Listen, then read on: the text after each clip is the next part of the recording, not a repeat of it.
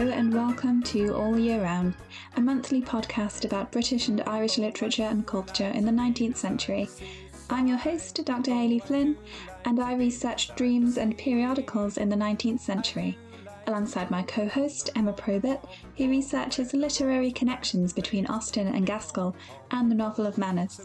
So today we're going to be talking about the seaside, and you know how much I love Alice in Wonderland. Yes. So I thought we'd start off with Alice at the Seaside. I don't know whether you remember that from the book. It's only a really small part from the beginning, but in the part where she's grown huge and she cries that big pool of tears, and then she shrinks and she falls into the pool of tears, which is now like an ocean.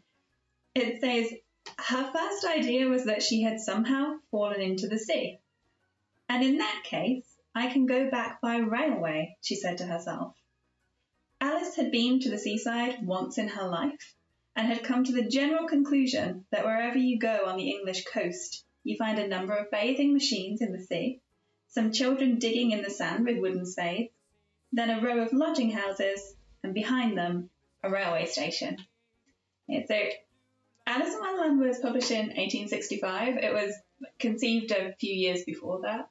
But the thing that I thought was really interesting about that quote is because when Alice enters Wonderland, she's obviously trying to find like real life things to rationalise what's happening to her.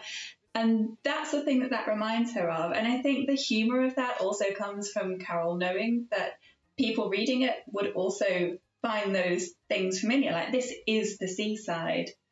And actually, there are a couple of things there that I think we would also think of as the seaside. Like, you dig in the sand with a spade. That's what children do at the seaside. Bathing machines, not so much. So no, but maybe bathing huts. Yeah, which actually they really remind me of. I mean, for those who haven't seen them, bathing machines were kind of like seaside huts on wheels. So a horse would have to pull those into the sea, and then you could step down the doorway of the bathing machine and you could just swim around outside the little modesty of your individual hut without anyone disturbing you. I don't know about you, but I find that concept quite scary because you would need the horse to be chill enough not to get spooked by just being stood in the sea.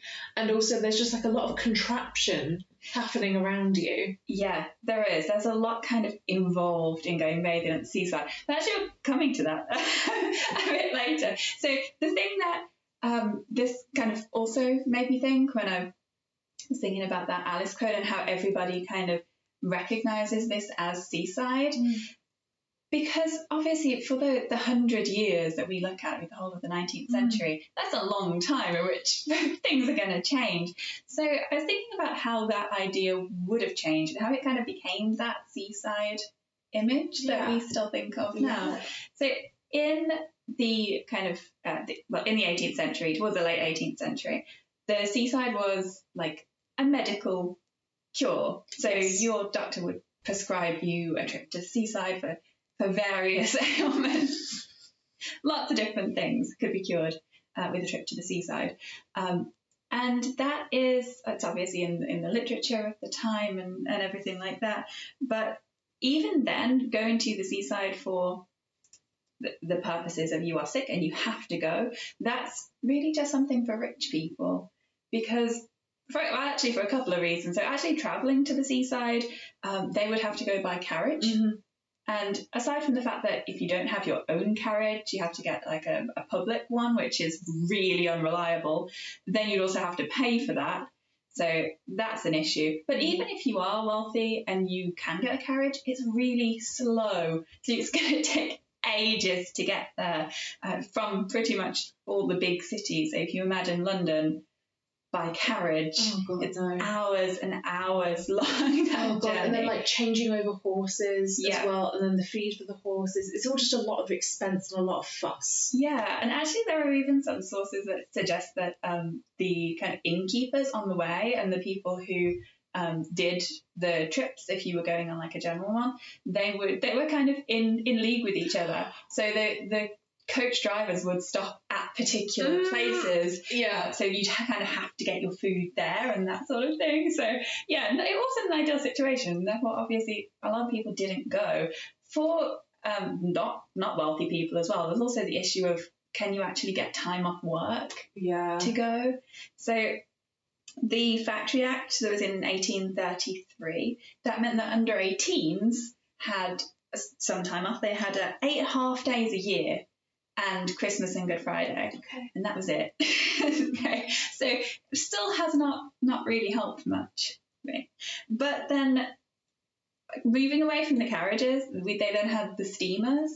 And this is still pretty early in the 1800s, but we're starting to like move now into it's a bit more convenient. The steamers were a lot faster and they were actually reasonably cheap. Well, they were quite cheap actually. So I think Alan Delgado, there's a book, it's a really pretty book called Victorian Entertainment, and he says that it would cost 6pence from London to Gravesend. That's fairly reasonable, actually. Yeah, that's really not bad at all. So now it was a bit more possible. Then the railway happened. So, I mean, railway, obviously, whenever we're talking about Victorian things, the railway just changes so much. But the railways were still expensive. So that's still something that you're only going to do if you're like fairly well off. Until this guy called Rowland Hill, who was the chairman of the Brighton Railway Company in the 1840s, he made the excursion train. So you could get an excursion train and it had cheap tickets on certain days. So like say if you went on a Saturday, you'd be able to get an excursion ticket, and you could also get a really good deal on return ticket as well. So you could go for the day to the seaside and get a return ticket back. So that obviously makes it a lot easier. And by the 1870s, I think it's 1871 actually, they have the Bank Holiday Act, which then means that there's actually quite a few bank holidays, 5 bank holidays, I think, for Scotland, 6 for England. And so there are actually some days where you might be able to go to the seaside. Oh, that'd be nice. Wonder if there's like a history of many like seaside trips in May, because now we have so many May bank holidays. Yeah, I mean, a lot of the holiday kind of seaside stuff that I saw was in June and August. But then there is also the element of when it's kind of fashionable to go to the seaside, because, those sources do tend to be quite middle class. So, yeah. But again, something that we're going to think about in a minute, because actually when this happened and suddenly people could go to the seaside a lot easier, obviously it immediately got a lot busier and a lot more built up, because they had to build accommodation for people to stay in. And, you know, some people were like, oh, it's ruined the view of the seaside. And there were, it was a lot more crowded. And obviously there's now a lot more mix of classes, which isn't great for some people. Some people aren't that happy about the new mix of classes happening. So there's, again, in Delgado's book, he points out a poem from Punch from 1885, which is not a positive view of the seaside. So this poem goes, "The country crammed, the seaside jammed, the trains a crush, the river a rush. Oh, is it not a jolly day? All shops shut, the streets all smut. No room in the park for the poor bank clerk. Not a bank, but a blank holiday." And that was accompanied by a picture of a clerk enjoying his bank holiday just at home, because he can't go anywhere now that it's so busy. Oh, God forbid. Yeah, so there's that kind of side to it. It's definitely not seen as positive all round, but also now that it's getting busier, that like obviously changes the face of kind of the seaside, I think, into a bit more of what we see it as now, because there's a lot more entertainment happening. So the piers, instead of just being for the steamboats to dock in, they were generally used for live music now at this stage. Oh, atmospheric. So you had a lot of like brass bands. Again, some people didn't like that. Some people thought it was a bit like loud and a bit much, but I suppose if you're going there to convalesce, and all of a sudden there's like a brass band going for it, you might be a bit like, I want rest. Yeah, so I mean, that kind of image of it changing. I mean, definitely in that case you can see that. And then you'd have like the circuses and the fairgrounds would come at like the popular times of the year, and there were things like going on donkey rides and stuff like that. And the Punch and Judy show. And Punch and Judy, yeah, very Victorian. Love Punch and Judy. Incredibly weird, but yeah. So yeah, that's changing then hugely, and now it's this kind of like much more fun, generally place to be. There's a lot of kind of things that you might go and pay for, little entertainments and things to do, and yeah, and one of the things actually that Delgado points out as another downside is what you were saying. It's a lot of effort to kind of get the bathing machines and go swimming. You can't just like run into the sea in your bathing costume. Like, it's just not that simple. And you have to buy a bathing costume. That's another expense. Yeah. So the kind of fashion of the seaside, that was quite a specific thing in itself. I mean, the bathing costumes that actually I think we generally think of as that's a Victorian bathing suit. So if you've seen them, they're kind of like up to your neck and down to your knees. Almost like a jumpsuit kind of, but yes, some of them quite inadvisably made of wool. Yes, yeah, so not hugely comfortable. But even they only came in the kind of late 1800s. So before that, you would just wear like a nearly full length dress, like just quite down to your ankles.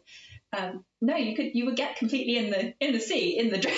Okay, this is giving me massive flashbacks to one of those. Did you ever see like a TV program of like, I can't remember what it's called, but it's like the top 10 ways to die in like a certain period, and I think it's in the medieval period. One of them is like drowning, because everyone's wearing like wool things, and then you go to like the river to like get your water, and if you get wet, then it's like impossible to get back out the river. So now I'm scared. Yeah, I mean, you did have kind of assistants, or people called dippers, who would kind of like this is for if you're sick, you're going there for a cure, they would just like push you into the water. Oh no. Yeah, I mean, it's not a thing that you go and do on your own, so I guess that made it a bit safer. Yeah. But yeah, dress, corset, bloomers, you would be expected to wear all Imagine of that. trying to get out, the effort of crawling back out. It would also just feel horrible when you're all like wet. Yeah, at least you've got the bathing machine to get changed. Yeah. Well, at least there's a huge crowd of people as well. So even if you start to drown, somebody should try and help you. Yeah, that's that. Although you are in your little kind of bathing machine area that's supposed to be private, but yes. So I mean, that was a pain. You'd have to go and do that, and then obviously you've got to wait for the bathing machines to all be taken out by the horses, and therefore this is just really time consuming and a bit of a pain. It wasn't the same for men. They just generally bathed naked, and that was fine. Oh my for that word. For that reason, it was also like separated. The men weren't allowed to swim by the women's bathing machines, and there were also rules about if you were like on a pleasure boat, you couldn't get within a certain distance of the bathing machines, otherwise you would be fined because you might be, trying to look at the women in the water. My God, I have a very uncouth thing to say that we might want to cut out. Go ahead. If there's so many horses in the water, what happens when the horses need to go to the toilet? That is quite disgusting. I know. It just cropped into my mind, and I was like, no, it won't go away. And I was thinking, what was the protocol? Was there a device? Did it have to be specifically positioned with the tide so that you could, a bit like, they talk about like, being downwind of things. I guess you would just hope that it would just need to use the bathroom after being unhooked from the bathing machine until it got safely back to the stand. Yeah. I don't think that would be very good for you. No. Good for your cure at the seaside. No. No, definitely not. Sorry. So, actually, speaking of images of that early one, so we were talking about the reason we kind of started talking about the seaside was because we were talking about the cover of the Oxford World Classics edition of Sanditon. Yes. Right? So actually, they posted this. I can't remember why they posted it, Oxford World Classics, on Twitter, I think. And some people really didn't like the They cover. hated it. People were mad. So if you haven't seen it, it's a illustration of a completely naked woman who's jumping headfirst, quite joyfully, out of the back of a bathing machine and into the sea. And actually, some people were saying, it's not the right era. This isn't what women would have done, but it is from the late 18th century. It's actually by a really famous caricaturist, Thomas Rowlandson, and he was actually quite famous for doing medical satire, medical caricatures, which does fit, and it makes even more sense. There's a nice article by Rachael Johnson. It's called "The Venus of Margate: Fashion and Disease at the Seaside," and she's talking about that exact illustration, not as a cover for Sanditon, but generally. And she's talking about how there was this kind of really problematic kind of fashion of sickness, of illness. Yes. So the fact that there were people at the seaside early in the century and into the late 18th century some of them were genuinely sick and some of them were like fashionable sufferers. This is something that was quite often satirized. And she talks about that particular image as an interesting like part of that satire because it's showing somebody with a healthy body instead of the general kind of like sick body at the seaside. And that's, I thought that was an interesting one. And it did make me look at Sanditon, which, you're more familiar with than me. You're the one who told me about Sanditon because, you're the Austen expert here. But I do have, which I hope you'll be pleased with me for, a quote from Sanditon. Oh, do tell. So this is about Mr. Parker. And Mr. Parker says that you can't really be in a state of secure health. And this is quote now, without spending at least 6 weeks by the sea every year. The sea air and sea bathing together were nearly infallible, one or the other of them being a match for every disorder of the stomach, the lungs, or the blood. They were antispasmodic, antipulmonary, antiseptic, antibilious, and antirheumatic. Nobody could catch cold by the sea. Nobody wanted appetite by the sea. Nobody wanted spirits. Nobody wanted strength. If the sea breeze failed, the sea bath was the certain corrective. And where bathing disagreed, the sea air alone was evidently designed by nature for the cure. Secural. I mean, that's very strong feelings about the sea from Mr. Parker. It is. And if we jump back to persuasion, so Sanditon makes you healthy. Persuasion, seaside makes you hot. So one of my favourite bits is actually when Anne goes to Lyme, with the group. So she goes to Captain Wentworth, Louisa, Charles, the whole group go down. They actually go in an unfashionable time. It's quite wet and windy, and it's not, no one's really around. It's quite a boring trip because there is nobody around. But because they spend so long walking along the Cobb, which is it's like a jettison, it like points out to the sea. I have never walked it. I'm quite nervous to walk it, even. Not because I'm going to jump off of it like Louisa, but I feel like a strong gust of wind would have me over. Yeah. But when Anne's walking along it, like basically she kind of gets like windburn basically, and it kind of like brings out her rosy cheeks, and like Captain Wentworth is there going, Anne looks good. And he sees Mr. Elliot looking at Anne, and Mr. Elliot is clearly thinking, Anne's looking good. So seaside. Oh, okay. This is multifaceted.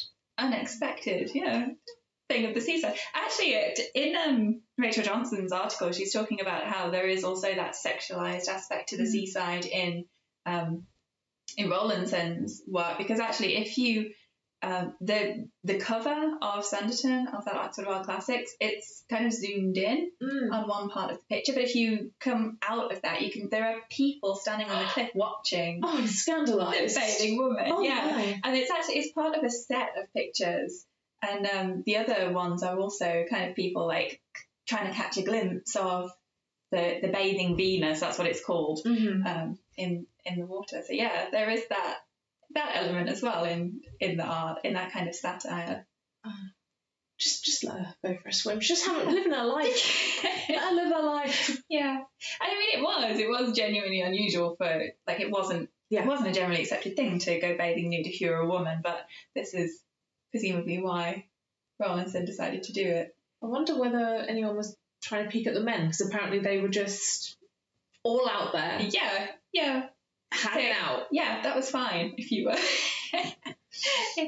man. It kind of, the mixing or getting closer together, like the later you get into the 1900s, into like into the 1800s, into the early 1900s, like then it's okay. Then you can kind of mix together, and the men have the bathing suits on, and women have their bathing suits on down to the knee, and it's maybe a little awkward at first. There's some kind of social images of awkward moments of like men and women accidentally going to the wrong bathing machine. Oh no. Things like that. So yeah, still slightly fraught, but not to the same degree. I mean, it's a little bit. No, I'm just trying to think. Well, it's mid-century because North and South was published in like 1854. But there's that bit where Margaret goes to Cromer, after she's experienced several losses, and she just kind of like sits on the beach and just stares into the ocean and just thinks about what she wants to do with her life and who she wants to be. And you've now just made me think. I've always imagined her on like this beach alone, because again, 19th century writers, apparently they do like a beach that's empty so everyone goes on unfashionable seasons. But you did just give me like quite a funny image of maybe Margaret doing it. There was like a fairground, and there's a bunch of where she's just like in her own little world. All of this is happening around her, donkey goes past.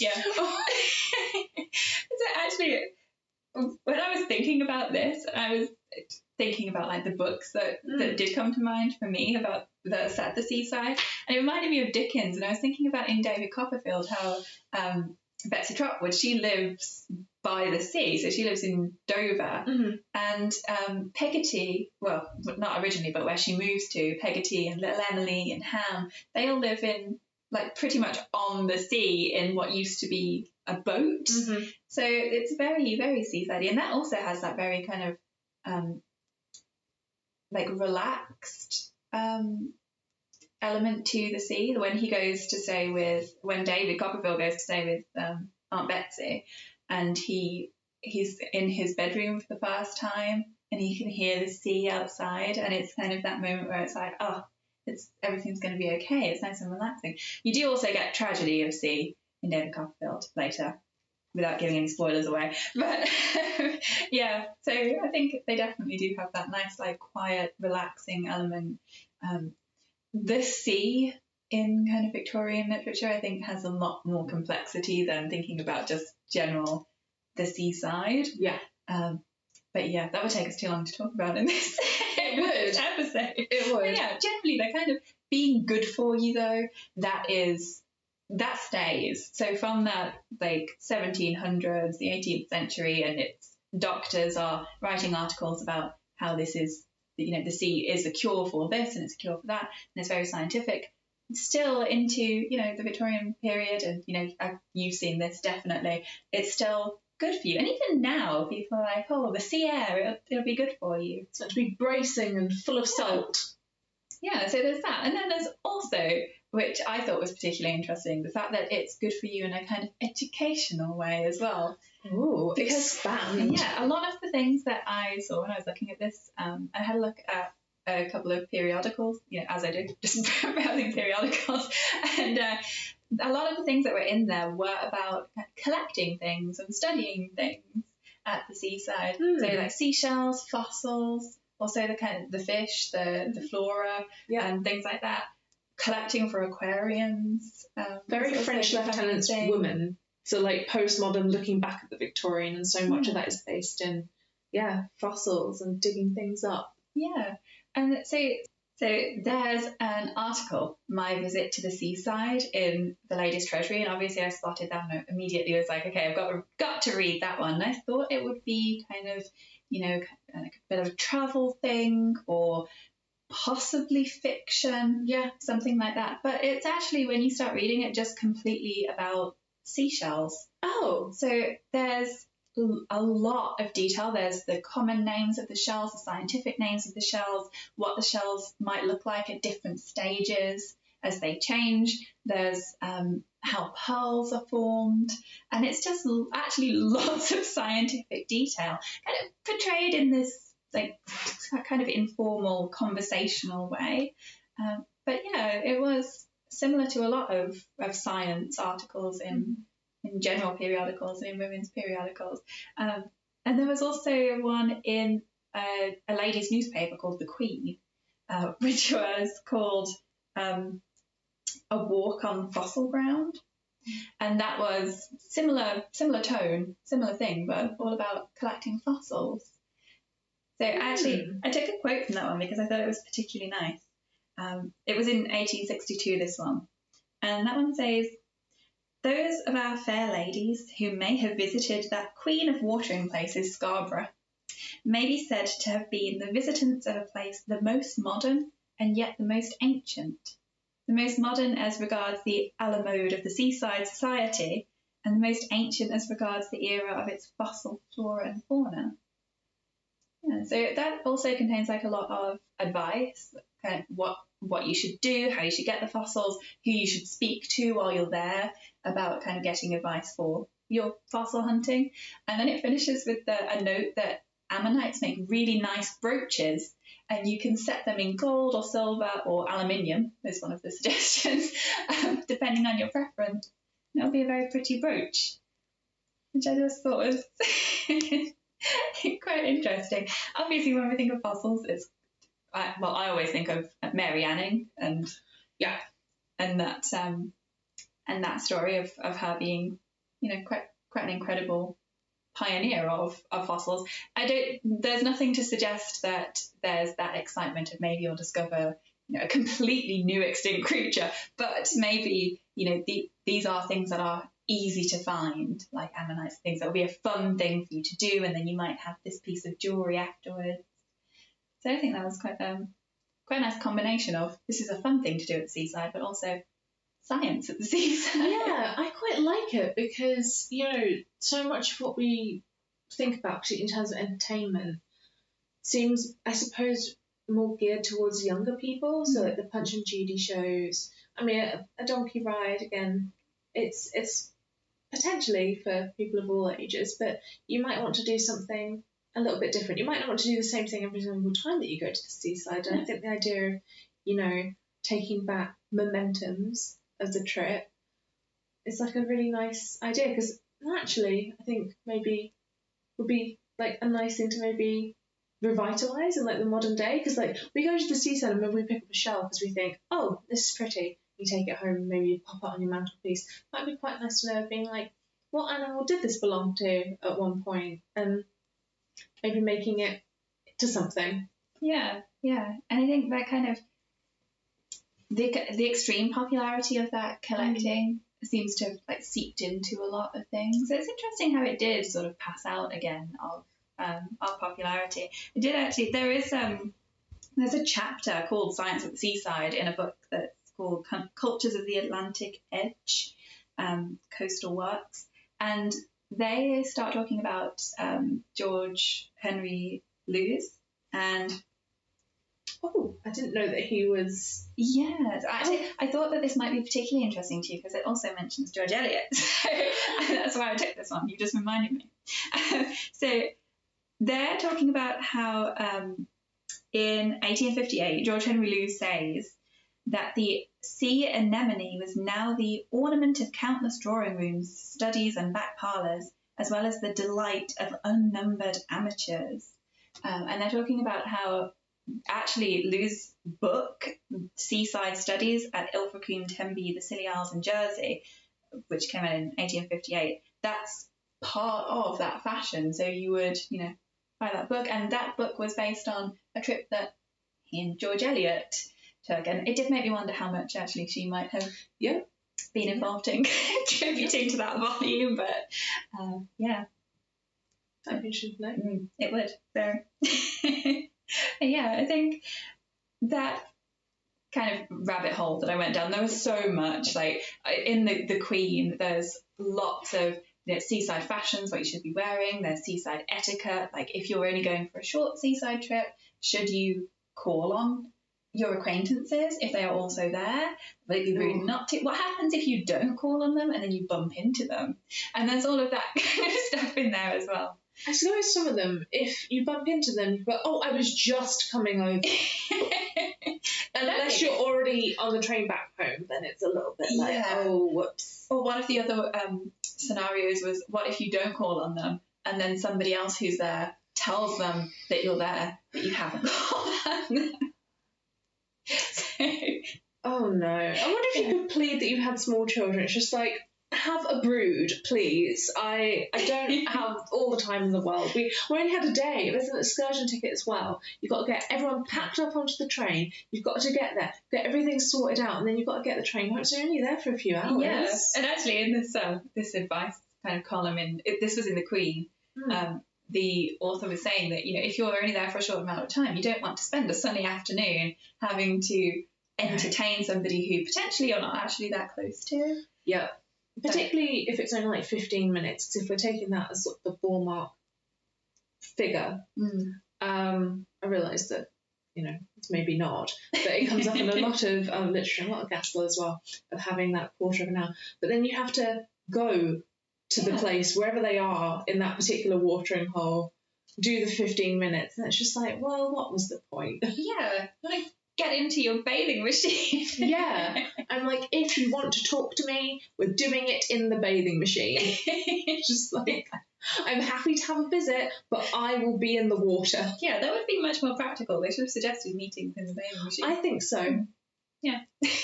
Sorry, my brain just went to tea in a bathing machine, like trying to have like a tea party in a bathing machine. Oh, the stress of it all. Then there's a horse. And, oh no. That'd be quite fun. But yeah, if everything went to plan. I'm probably quite glad that we don't have bathing machines now. But I do like the fact that when you do go to the seaside, there are still so many Victorian things. Like I used to love donkey rides at the seaside. I love Punch and Judy at the seaside. The fairground, Stick a Rock, which kind of comes in late 1800s as well. And and I think it is interesting looking at that development over time, especially when there are so many things that just carried on, because these are things that we think seaside. You think Punch and Judy, you imagine it at the seaside. You think donkey rides, you imagine seaside. And these are very Victorian things to be doing. And I just like that. I love that too. And I also love to think about George Eliot at the seaside as well. Yeah. Which is a very nice transition, because our episode today has been on Victorian summer holidays, particularly seaside.